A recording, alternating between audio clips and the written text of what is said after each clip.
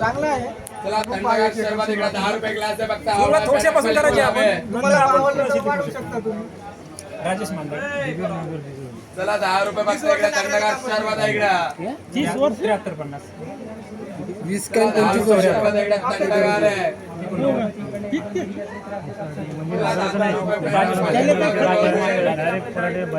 मी जे सध्या करतो ते म्हणले ते द्या ना बियाण्यात बचत होईल. आपलं त्याच्यामध्ये बियाणं वाचून राहिलं.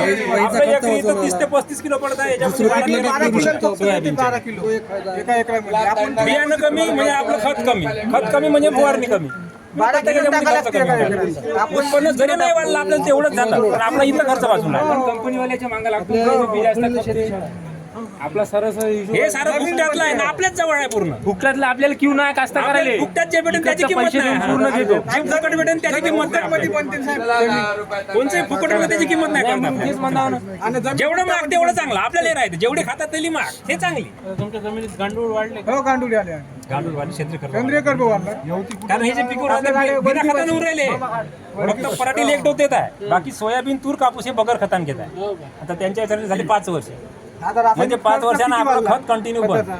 रासायनिक वाढत असतात. बेड पुन्हा तेच बेड ठेवून तेच द्यायची. ठेवायचे. माती चढवायची. जर आपल्याला वाटलं बेड थोडे चोपडे झाले तर आपण त्या बेडले सुधरून घेऊ शकतो. थोडीशी माती त्यात फक्त बेड मेकर आहे. 20 एकरा मागे 40,000 ठेव असतात. खता मांग म्हणलं तर ते उत्पन्न खर्च वाढत आहे. एक लाख रुपये वाजत असेल आणि एक तेवढंच उत्पन्न होतं. पहिलं नाही माणूस नाही. पहिलं नाही माणूस नाही. लाख लोक पैशात बियाणं पहिल्याच्या माणसाच्या पैसे शेती अर्धा एकर करा. बारा ते 15 किलो आपण येत राहणार. हे आपण कंपनीला घेता काही नाही याच्यात काय होते, समजा नाही पिकलं समजा निसर्गाने जर मारलं याच्यामध्ये आपला खर्च होणारा खर्च कमी राहतो.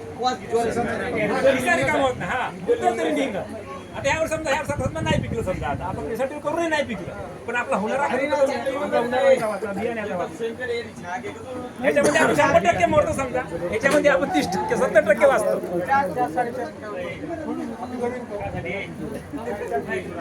4.5 फुटाचेच करायचे. जमीन पाहिल्यापेक्षा आधी वापा बनवता.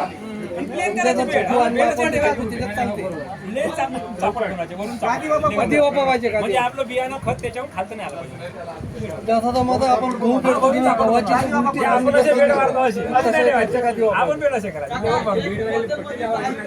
नाही तर आपण फक्त आपला मोगाडू राहिले ताते करायचे. सीधं एकाच वेळी दोन कारण मी महाराज करते सांगत आहोत दाते करायचे 2 बेड्या घालून झोपले. त्याचा जो बेड असते की नाही तो मोठा असते उंच. तेवढा उंच बेड नाही पाहिजे आपल्याला.